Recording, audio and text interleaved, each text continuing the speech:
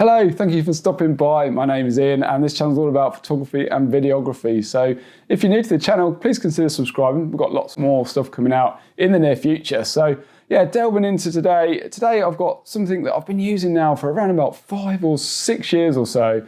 And it's really helped me improve my photography. And more recently, I've been taking this into my landscape photography and it's really, it's given me just more options and also some valuable feedback into how I can improve my composition and technique. So let's delve into it. So first off, we see this way of shooting in cinematography and it's been used for decades and decades. And it's basically sequence shooting and it's about capturing a wide, medium and tight shot to tell the story, basically, to set the scene, show emotion and also really kind of make you feel immersed in the actual film. So here we see a 2015 film, The Revenant, and we can see DiCaprio floating down this epic river. We can only just make him out, but as the drone pulls away, we see the epic, huge, vast river and the landscape in which he's surrounded. Now the next shot is a medium shot, and it's a lot closer in. We can see him here coming down, really this turbulent water and the struggles in which he finds himself. And then we come to the tight shot, which is a very, very emotional kind of like in the action shot, and we find ourselves surrounded and we kind of feel what he's feeling. So yeah, in 3 shots here, we've seen the wide, medium and tight. We've seen the location where he is, the surroundings, and then we've got the emotion as well. So yeah, we know exactly everything that's going on in 3 shots. And basically, this is what I've been using now in my portraiture and my wedding photography now for around about 5 or 6 years. And it's really helped me get focus and make me tell the story a lot better. So let's delve into this first example. This is an engagement shoot. Now, if you can shoot an engagement shoot, you can shoot a wedding, hands down, no problem. So the engagement shoot is pretty much the most difficult shoot you're going to come up against. Generally, 70% of my clients are booking me for an engagement shoot because they want to feel more comfortable in front of the camera. They want to experience what it's like having their photograph taken. They've probably never done it before.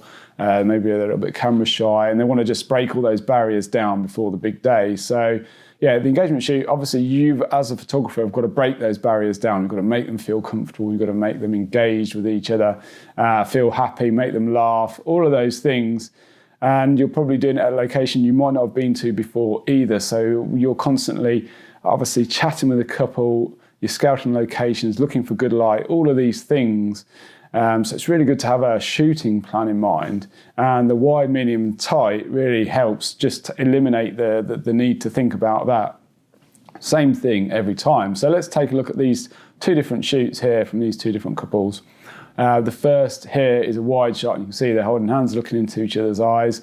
You can tell they're in love. It's wide enough to be able to tell where they are as well. So we've got the cobbled streets and the stone buildings in the background, and we can clearly see here that they're in an old market town in England, or at least an old city somewhere in Europe or something like that. So we can see the environment they're in. This next shot's a medium shot, so from sort of chest height upwards, we can see the couple kind of having a cuddle, having a bit of fun, sharing a moment, enjoying themselves. We can clearly see they're in love and they're just enjoying the whole process.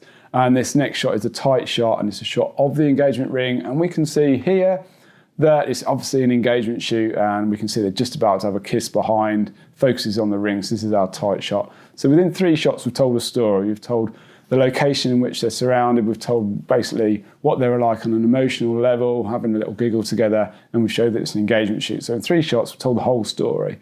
Now I do this for every single location that I visit during the shoot.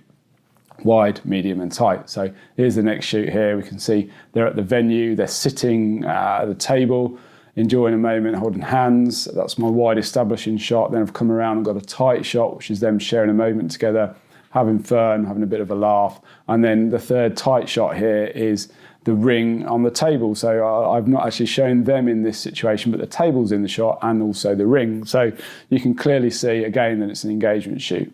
So we've got a wide, medium, tight.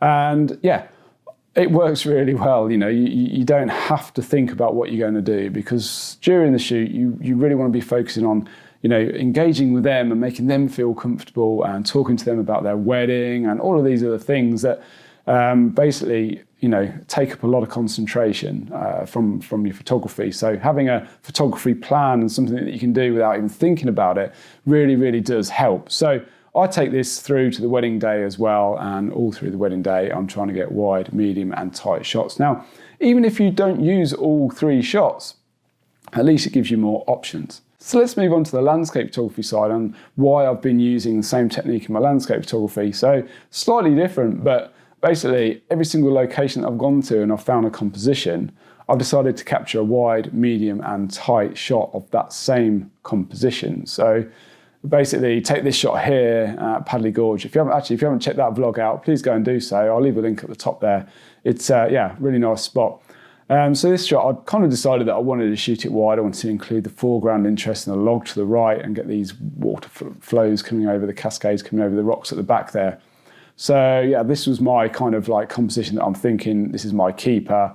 I've took that shot, but then after that, I've decided to go and get a medium shot. So I eliminate that foreground interest, try to find a composition within the composition. And then I've gone into it further and got a tight shot just to the cascades coming over at the back there. So and basically what that's doing is giving me feedback when I get back to post, because I can evaluate all 3 images and look and kind of think to myself, actually, was I right to shoot it wide? Should I not have actually gone in with this medium shot? And you can look at all 3 and it really, really helps actually just kind of give you feedback. No, actually, I was right to shoot it wide. These are the 2 don't work. But at least you've got that information there, and it costs you nothing, just a few minutes really.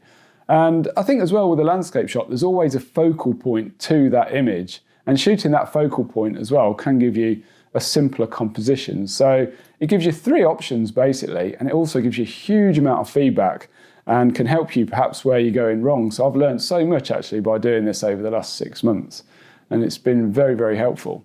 So you guys might have already been doing this with your photography, and if you have, please let me know. It'd be great to hear different techniques, what people use. It's always really nice to hear how other people are doing things as well. This is just something that I've been doing that's helped me, and if you've not used it, hopefully it can help you as well. So yeah, that's pretty much all I've got for you today. Hope you've enjoyed me rabble on for the last 10 minutes or so. Once again, thank you so much for joining me. I really, really appreciate all your time, I really do.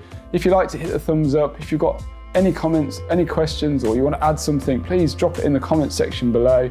Hit that subscribe button and the notification bell if you haven't done so already. And I will see you next week, guys. Thank you so much.